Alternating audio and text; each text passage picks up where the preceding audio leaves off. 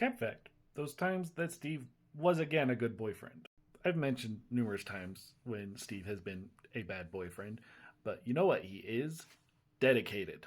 In the Captain America comics, there's a place called Dimension Z, which is a place that Steve has gone into multiple times, and while he was there, he raised his son, Ian. One of the key features about this alternate dimension is that time runs differently. So Steve had raised Ian there for a little over 10 years, but when Sharon came and rescued him, she said it had only been a few minutes. Sharon then gets trapped there, and when she's later brought out of it again, she has aged significantly, even though in the main universe it had only been a few days. So she was about in her 60s equivalent.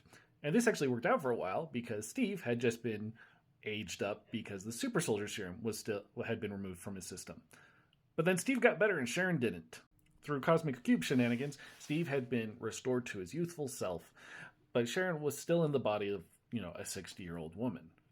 And they stayed together. And of course, Sharon was eventually de-aged as well.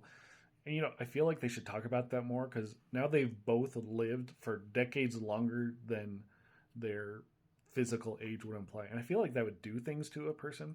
But regardless, even though they did eventually de-age her, I really like that they took the time to show that Steve was still committed to her, even though she was significantly physically older than him.